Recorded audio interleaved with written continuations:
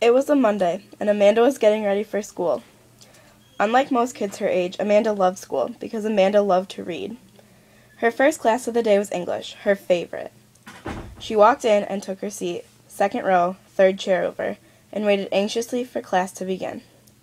The teacher stood at the front of the class with her hair tied in a tight bun behind her head and her glasses perched on her nose. "Today I'm going to give you the biggest assignment of the semester," she said sternly.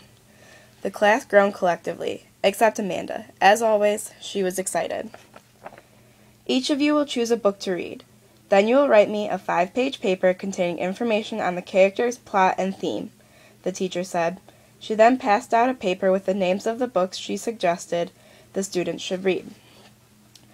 "If a book you would like to read is not on the list, then you may come to me and ask for my permission." Perfect, thought Amanda. This is the perfect assignment for me. She scanned the list of books to find one that interested her, but none of them did. Or she had already read them. Then it came to her. Her father's favorite book as a child had always been The Adventures of Huckleberry Finn. "That's what I'll do," she thought. "It should be easy to write a 5-page paper about that, because there's so much in it," she thought. She looked up to the teacher's desk and quietly asked, "Miss Stone, would it be all right if I chose to read Huck Finn for this assignment?" "Absolutely not," Miss Stone replied. "I don't understand," said Amanda. "Amanda, do you not know that that book is banned here in this school? We cannot have children reading a book as preposterous as that. Now return to your seat and please choose an acceptable book for this assignment." Amanda slinked back to her seat confused. Why was this book banned? Her father had been allowed to read it, and things had certainly come more acceptable since his time. She looked over the list again, but still nothing struck her as interesting. She went home that night and told her father what had happened. "Well, Amanda, unfortunately that book is banned in many schools around the country. It's a great book, but a lot of people refuse to believe a book that contains such a negative word can be a worthwhile read," her father told her. That night, Amanda devised a plan. "It's not fair that students shouldn't be allowed to read a book just because of one word," she thought. "I bet if I can prove to the school that aside from that one word the book actually teaches valuable lessons, then they would release the ban," she said to herself. So she opened up her laptop and began doing her research. After she had finished, she sat down and wrote a paper explaining the valuable theme of the hypocrisy of civilized society and the use of the Bildungsroman. She placed the paper on her teacher's desk the next morning. "Amanda, please come forward," Miss Stone said with a face of anger. "What is this?" "That would be a paper I wrote. I would really like to read Huck Finn because I think that it is a book that could teach me something, not only about slavery and racism, but also about society as a whole," Amanda pleaded.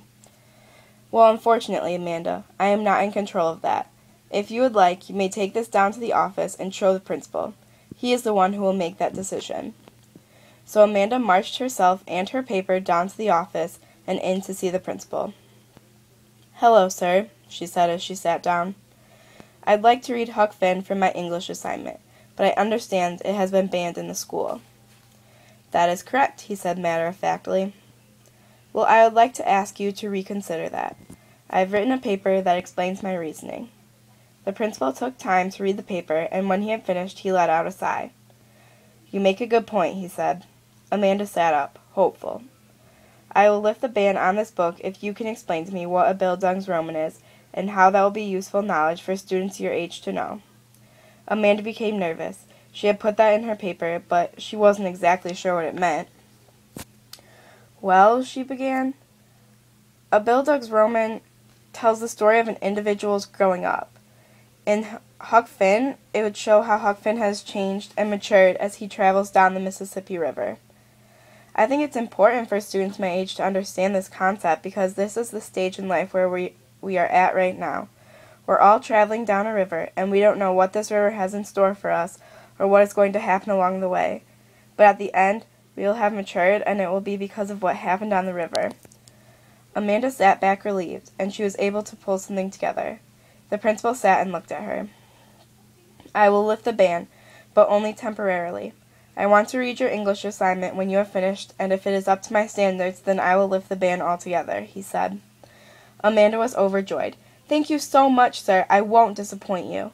She ran out of the office and to the library to get the book. She finished it and her paper over the next week. She received an A on her paper, and the principal lifted the ban on Huck Finn for the rest of the school.